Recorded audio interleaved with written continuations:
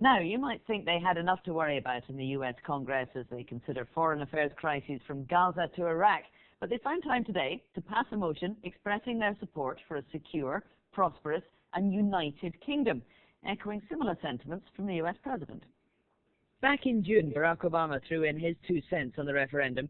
He conceded it was an issue for Scottish voters to decide, but intimated he was in favour of a no vote. We obviously have a deep interest in making sure that one of the closest allies that we will ever have remains a strong, robust, united and effective partner. Now the issue of independence has reached the US Congress. Democrat Brad Sherman has tabled a motion stating that a united, secure and prosperous United Kingdom is important for US national security priorities.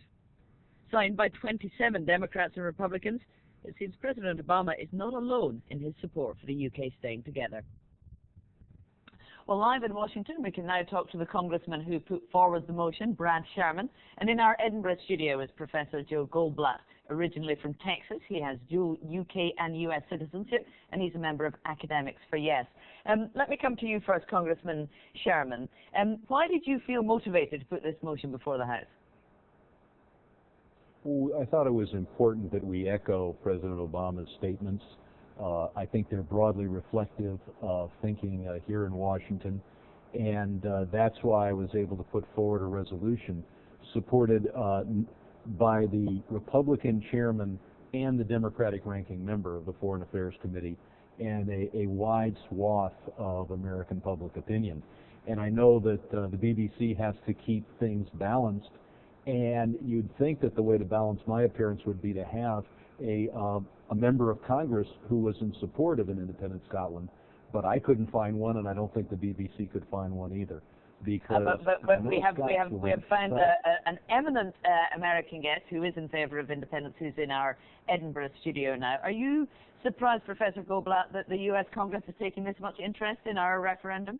Well, first of all, good evening, Representative Sherman from Scotland, where you will be most welcome when you come to visit us, I hope sometime in the future. Yes, indeed, I was surprised. I thought the resolution was both ironic and also oxymoronic, because in the same breath, this resolution states that it is Scotland's decision, and yet that they seek that we be part of a united kingdom. In fact, we will be more united post-independence because of our opportunity to help not only this continent grow, but the European continent grow as well, economically, socially, and environmentally, which is a specific interest of this representative. Brad Sherman, it says in your motion that the U.S. national security priorities in Europe would be undermined if we did not have a united and secure United Kingdom. Why does it matter to U.S. national security that the United Kingdom stays together? Well, the United Kingdom has been our strongest ally. It is, I think, militarily and in terms of intelligence, in terms of cybersecurity, the strongest ally the United States has. And I was particularly distressed by the white paper on defense that talked about how while there are many important defense assets located in Scotland, these do not operate in isolation. In order to fulfill their roles effectively, they depend on close integration with other elements. And so I spent some time thinking what would happen if the professor's native Texas became independent and we had to separate the bureaucracies that I work with here.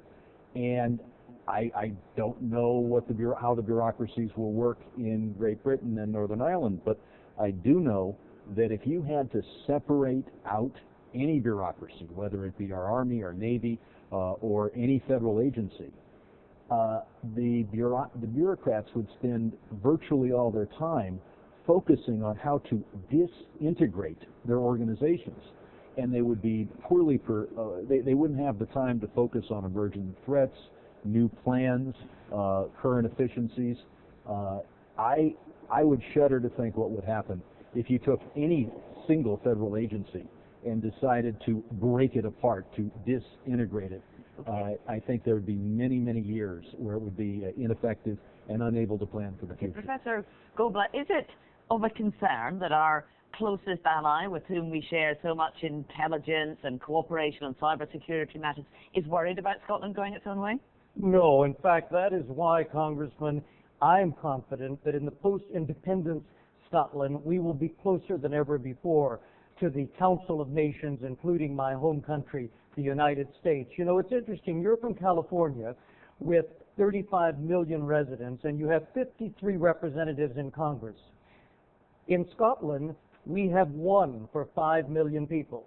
You know better than most the importance of our founding fathers. Taxation without representation is intolerable.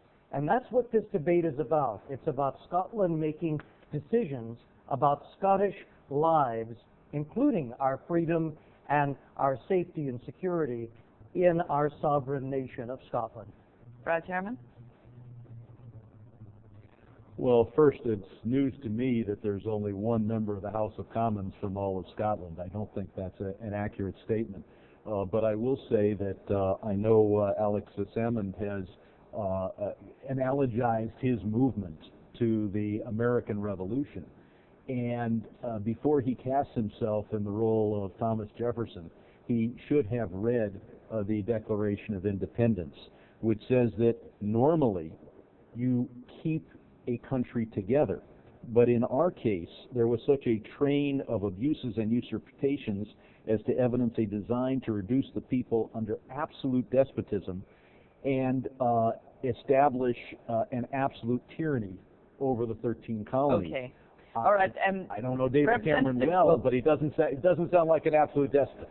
Representative Sherman, thank you very much for may being I with us tonight. Now, night after night on our TV screens.